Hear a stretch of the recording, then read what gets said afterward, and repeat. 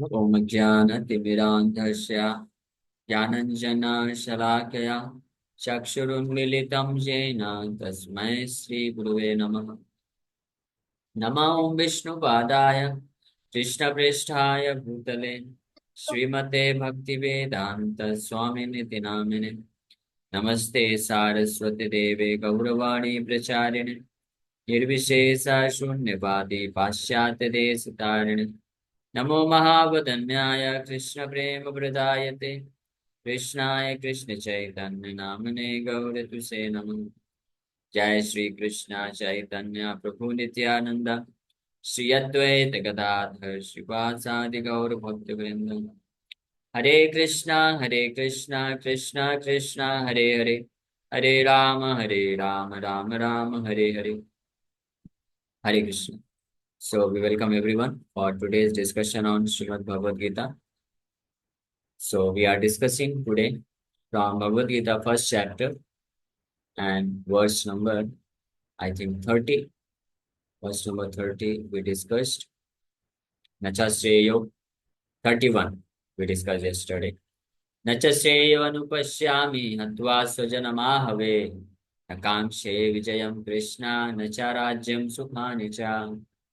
I do not see how any good can come from killing my own kinsmen in this battle, nor can I, my dear Krishna, desire any subsequent victory, kingdom, or happiness.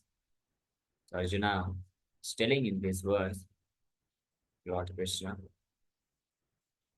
that I do not see any good in fighting with my own friends and relatives by killing my sojourner in this battlefield. I do not see any shreya, any ultimate good. That's why na kamshe vijayam. That's why I do not even desire to become victorious in this battlefield, oh my dear Krishna. What to speak of Rajyam Sukhanicha, and also I do not desire any kind of uh, this happiness, Rajya happiness, Rajya Sukh, happiness of this kingdom. So Arjuna Shreya, he's telling by killing my own relatives, will not get any Shreya. Shreya, there are two words in Vedic literature, Shreya and Preya. Shreyas and Preyas. Shreyas means ultimate good, and Preyas means temporary good. So Arjuna is showing the ignorance in front of Krishna. So Arjuna's calculation, Shreyas means ultimate good. Ultimate good is the good for the soul is known as ultimate good. That is Shreyas. And Preyas means whatever is beneficial or good for the body, that is Preyas. Temporary benefit, temporary good. So although Arjuna, his consciousness is based on material things, material consciousness is there. He is considering material friend and circle relatives to his own kinsman, his own relative. So he is thinking that by if my relatives and friends they survive, then I can get ultimate benefit, Shreya. But actually, no Shreya can one get by this material calculation. Material things, material people cannot give Shreyas, ultimate good. They can only give temporary good. So in this way, Arjuna is illusioned by thinking that my ultimate good can happen through my material consciousness, through by living with my material relatives. The ultimate good will happen to me. And in this way, he is telling to Krishna that Nacha Shreya Anupashyami. I do not see any Shreya. So we discussed this verse in detail yesterday. Today we'll read the purport and go ahead in the next verse. So without knowing that one's self-interest is in Vishnu or Krishna, conditioned souls are attracted by bodily relationships, hoping to be happy in such situations. Nate Swartha Gatim hi Vishnu. That is explained in the Bhagavatam. That ultimate Shreya, ultimate good is ultimate good or ultimate Shreya, ultimate self-interest lies in Lord Vishnu. Service to Krishna, service to Lord Vishnu, and attachment for him gives one the ultimate Shreya, ultimate good. And what is that ultimate good? That is to become free from the bondage of material existence. That is the ultimate good one can achieve in this world. So that is, but a conditioned souls who are attracted by body relationships, they hope to become happy in this material world, and they think that to become happy materially is the ultimate goal of life. That is their real self-interest, real swartha. They think like that. But the real swartha is swartha. Swa means soul. Our real self is this soul. We are soul. This body is not our real self. That's why any amount of good or benefit for the body cannot be our real swartha, our real self-interest. It cannot be our real self-interest. Our real self-interest can only happen when we, the soul, is connected to the Supreme Lord. When the soul get benefits, when the soul gets the benefit, then the real swartha is fulfilled, real self-interest is fulfilled, and that is real Sreya. But in a conditioned state, in an illusion, a person thinks material benefit to be his Shreya, his real self-interest. That's why the whole world, the entire material world, everyone is working hard to achieve some benefit. For everyone is working hard to fulfill their self-interest. But nobody knows what the real self is. Everyone is thinking this body to be the self, and that's why fulfilling the demands of body, taking care of body, making the body comfortable, everyone thinks that this is my self-interest, this is my real self-interest. But a person who is in true knowledge, who knows that actually I'm not this body, I'm a spirit soul. So bodily demands are necessary, there is no doubt about it, but only fulfilling the bodily demands cannot actually give, cannot fulfill my real self-interest. My real self-interest or real benefit is with the soul, is connected with the supreme spirit soul, and spirit soul's benefit is connected with the Supreme Lord Krishna. That's why uh, this is the difference between a conditioned soul and a liberated soul. But a conditioned soul is always in attracted by the bodily relationships. In such a blind conception of life, in such a blind conception of life, that means bodily relationships, bodily consciousness, they forget even the causes of material happiness. So even when a person who is too much engrossed in bodily consciousness, a person who is too much in dehatma buddhi, he even forgets what is good for material things, what is good for body. They even forget this. Arjuna's example is there in this connection.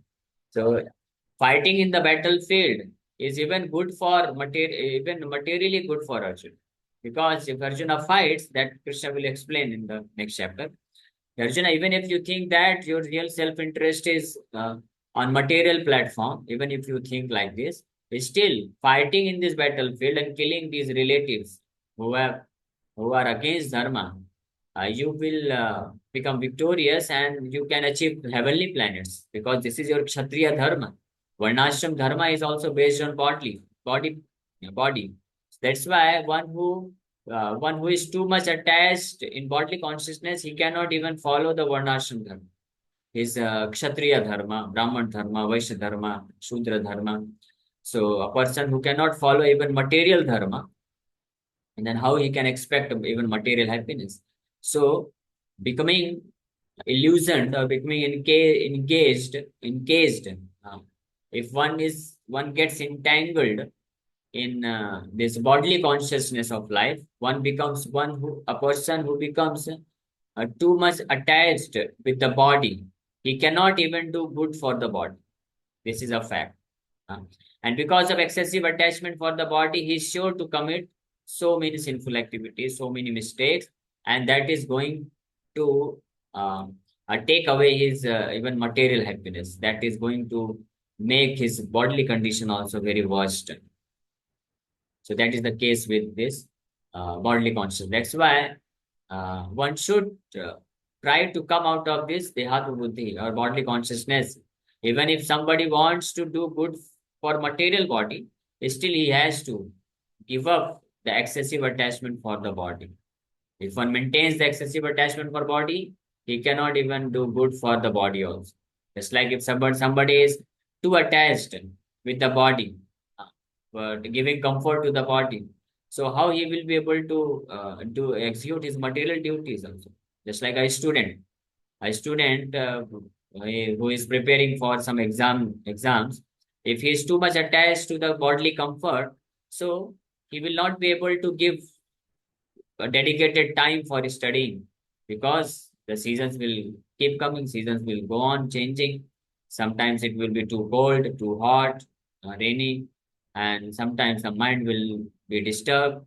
So if somebody who is too attached to the body and mind, so he will try to make the body and mind comfortable, and mind is always demanding entertainment. Instead of his studying his subject, what he will do, he will watch movies, he will watch videos in YouTube, and he will supply all the objects of sense gratification for the senses, so that his body and mind can remain very nicely situated. Uh, and in this way, he will start going away from execution of his material duties also. And in this way, his material life also will become very bad. So this is the example. If one remains in bodily consciousness of life, remains attached to the comfort of the body, he cannot even do good to himself in material level also. What to speak of spiritual level. So that's why any person who desires to become properly situated even materially, he should get proper knowledge from Bhagavad Gita and become convinced, and he should become fully aware of the science of soul, that I am not this body, I am not this mind. So why should I focus on the body and mind? Why should I become so much harassed with these material demands, material bodily demands, and material bodily this comfort? He will he will then he will be able to focus on the duties instead of focusing on his bodily demands and bodily comforts. He can come out of this irresponsible life, and then he can do good in material world also as well as spiritual world. So Arjuna appears to have even forgotten the moral codes for a kshatriya. This is the result, because Arjuna became so much engrossed in bodily conception of life that he even forgot that materially he is a Kshatriya. Uh, Kshatriya is a material designation. So Arjuna even forgot his material duty of being a Kshatriya because of this Dehatma Buddhi. And he is trying to choose the path which is against the dharma of a Kshatriya, and which will lead him to acquire sinful activity. Krishna will tell in the upcoming next chapter. First of all, Krishna will explain to Arjuna that Arjuna, you are not this body or spirit soul. So why you are thinking so much about the body, material body? You should rather be more concerned about the soul. Soul is everything.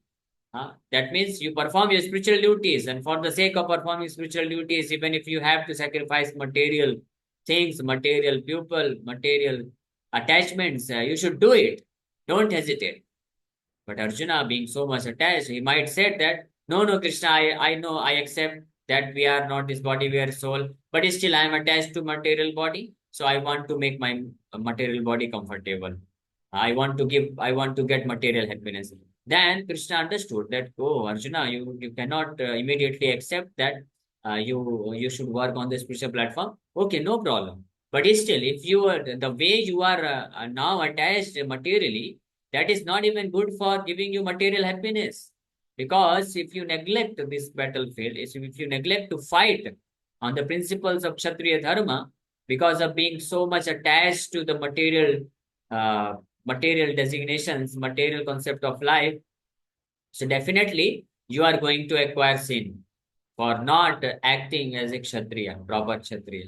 So you will get sin, and because of this sin, huh, you will have to suffer materially also.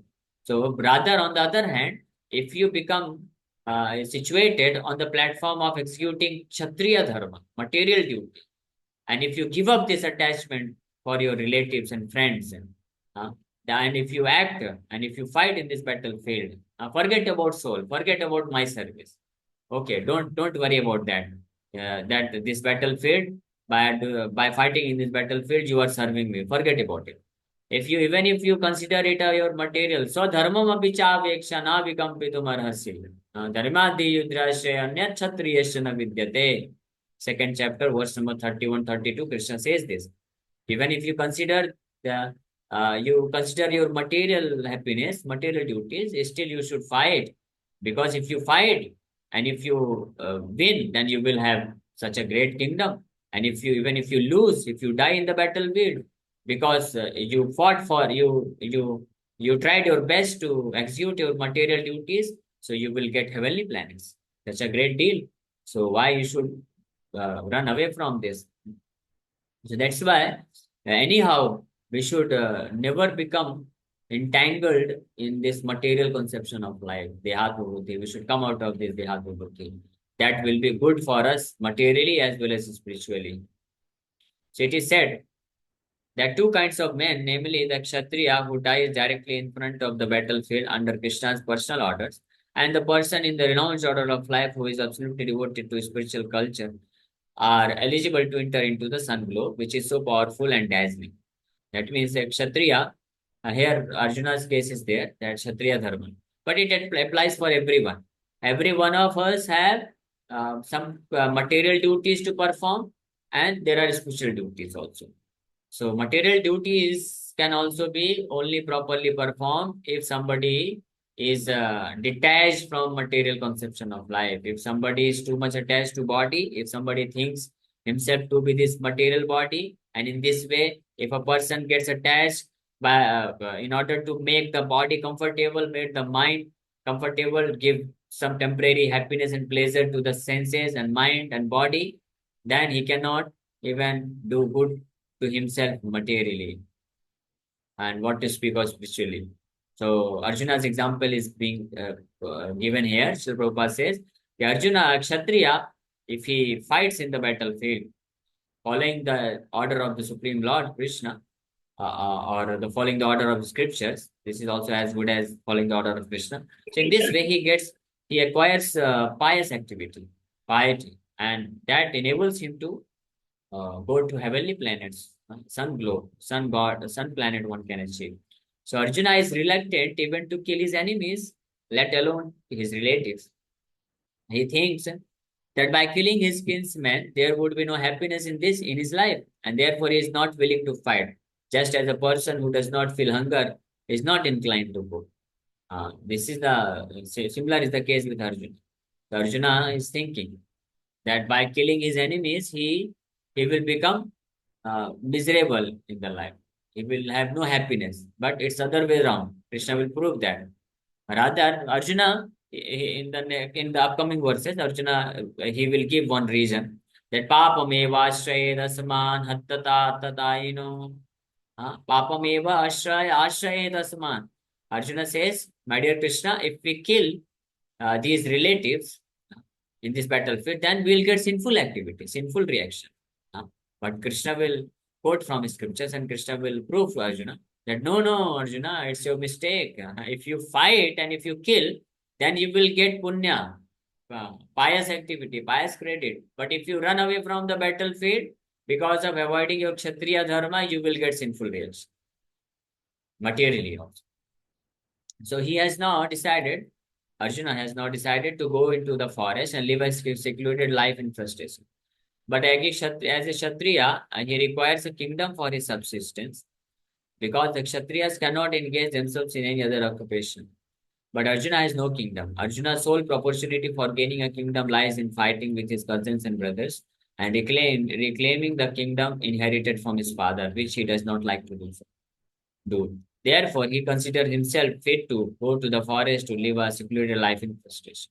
So Arjuna was ready to adopt the duties of another varna, or ashram. He want to imitate the duty of a brahmana or a sannyasi, but this is not allowed. Being a kshatriya, his duty is to fight for the right cause. He cannot avoid this dharma, his duty. And if he tries to avoid his duty, dharma, then he is going to acquire a sin for this. So dharma, uh, Bhayavaha. What is that word? Swadharma nidhanam shreya. Swadharma nidhanam shreya. Paradharma bhayavaha. Krishna will explain this verse in third chapter Bhagavad Gita. Shreyan swadharma viguna paradharma sunicita. Swadharma nidhanam shreya paradharma bhayavaha. It's better to execute one's own dharma duties, even in a not improper way, even in improper way. That is better rather than performing others dharma in a proper way. So anyway, so in this verse we discussed Arjuna is telling that because of getting too much attached with the material body, material designation, he is telling Krishna that I do not find any ultimate good in killing my own friends and relatives. That's why, my dear Krishna, I do not wish to fight in this battle. I do not expect any material happiness. So that is his calculation because he is illusioned right now. And with this illusion, he will further give many more reasons why he should not fight. He will based many reasons. So this is practically first reason Arjuna is quoting. This is the first reason. No, no, this is second reason. The verse number 28, Arjuna gave the first reason why he doesn't want to fight. And the first reason he gave that he is seeing so many of his relatives and friends. That means material attachment. Out of material attachment, he is unwilling to fight. This is first reason. And another reason in this verse Arjuna is giving, and this will continue in the upcoming verses also, which we'll discuss tomorrow, verse number 32 to 35. The second reason is that Arjuna expects no happiness at all by fighting in this battlefield. The first reason why Arjuna doesn't want to fight in this battle is that he is feeling excessive attachment for the opposite party, excessive attachment for his friends and relatives. So attachment for friends and relatives is the first reason, and actually it is a root cause of Arjuna's declining to fight. And based on this, Arjuna then further develops three more reasons in this chapter. And second reason being this that I'll not get any kind of happiness. This is the second reason, which will be continue in tomorrow's class from verse number 32 to 35. Arjuna is giving the same reason. Second, he's talking about the same second reason that there will be no happiness. Oh, my dear Lord.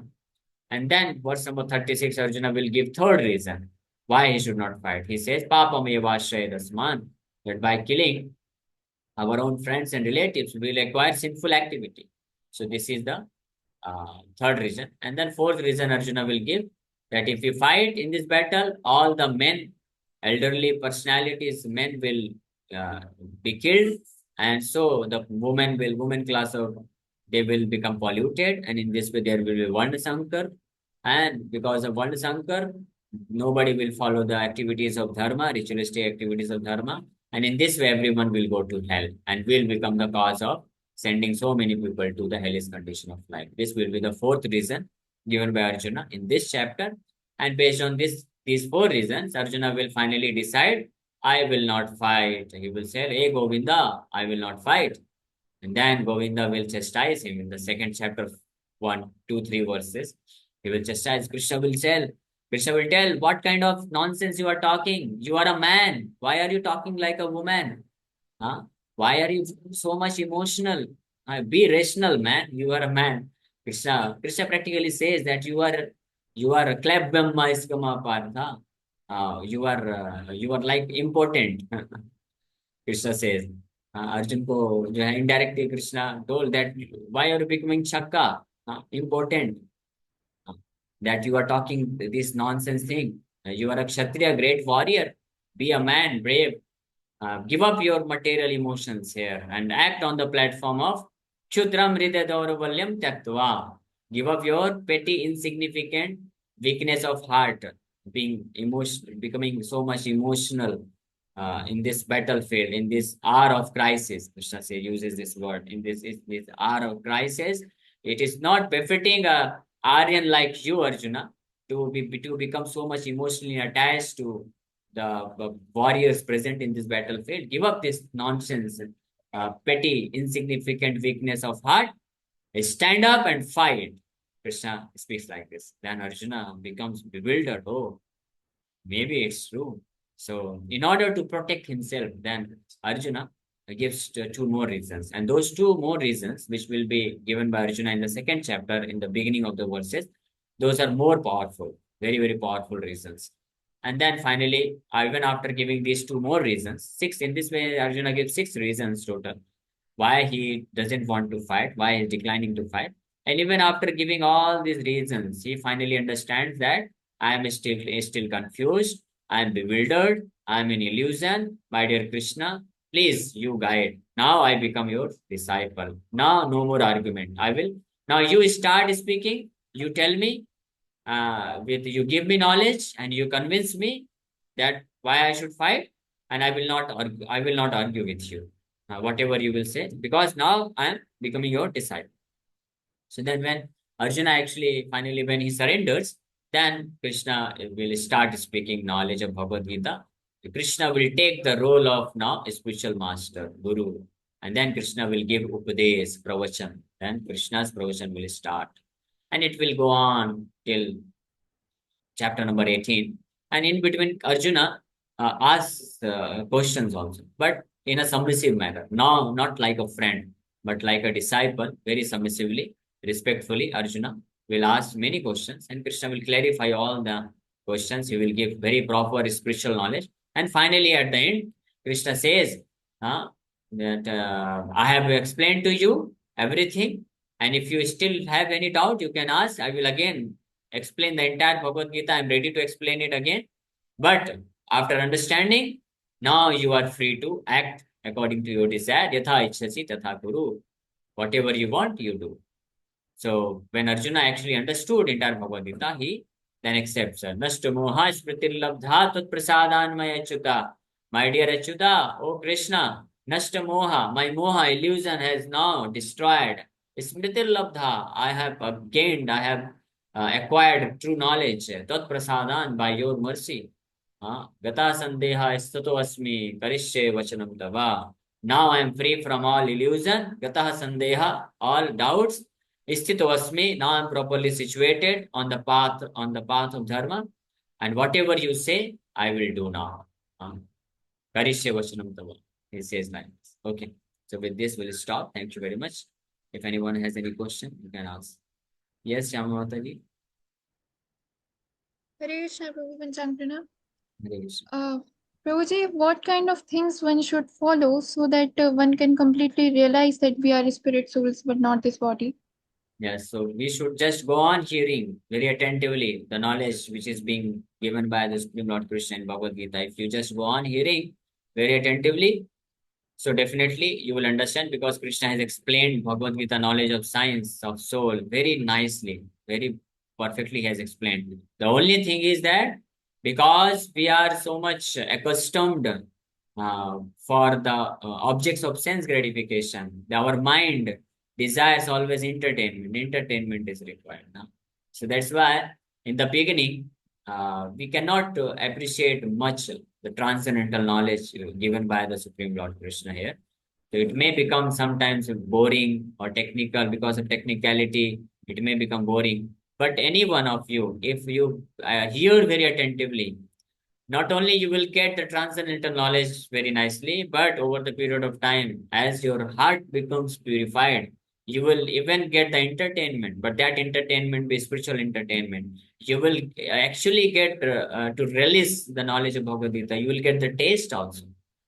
Just like so many devotees, we practically we don't do any kind of entertainment activity. We don't supply any entertainment activity to our mind.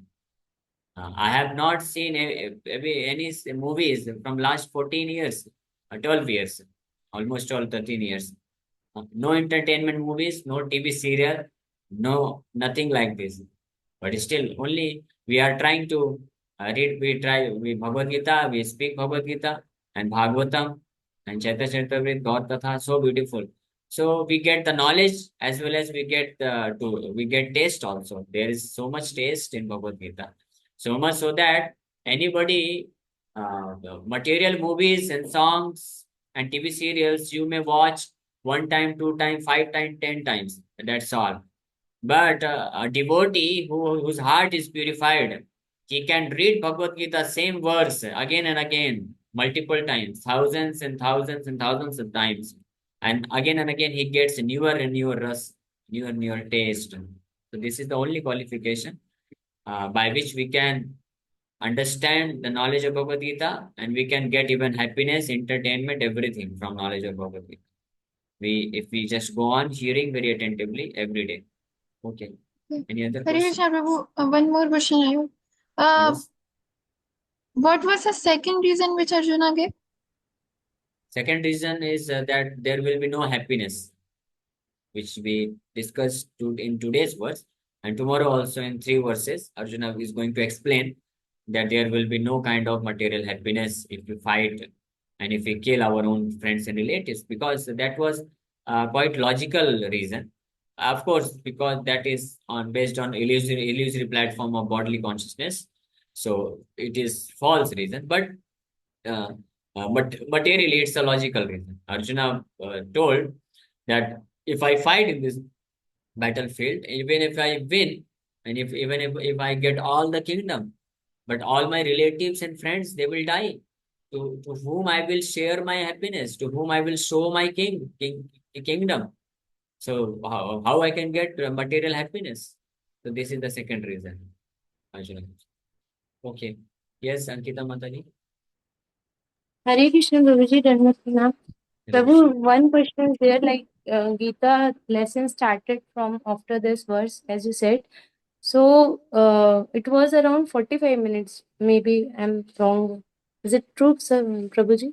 Yeah, around 40 So 45 for minutes, Lord Krishna spoke Bhagavad uh, Gita. so is it means like we are unable to understand this Gita shlok, one or two shlok only for whole life. Sometime it goes like Yeah, that.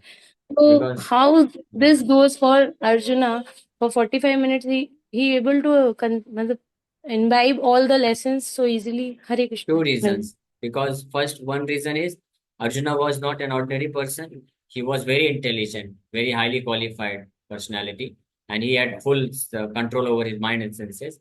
This is one reason, and second reason, he practically he surrendered completely. He surrendered to Krishna, and he listened with utmost attention, with full attention. He listened to the words of Krishna. That's why he could understand entire Bhagavad Gita within 40 45 minutes. So of course, we may not be so extraordinarily intelligent, so surrendered that we could understand Bhagavad Gita in one day even entirely. But if we follow the principles and if we go on hearing, so definitely we can understand even in this one lifetime. Even if we can understand entire Bhagavad Gita in one lifetime, that is also great success. That will give us complete perfection of life. What to speak of entire Bhagavad Gita, even one single verse, if anybody of you can understand in this entire one lifetime, your life will become successful. That is the potential of each and every verse of Bhagavad Gita. Okay. Yes, Jitesh, Thank you, Prabhu. Hare Krishna Prabhuji, Danut uh, so I have to ask this that why does Krishna make us a madhyam in the first place? When Krishna Make, within make us madhyam.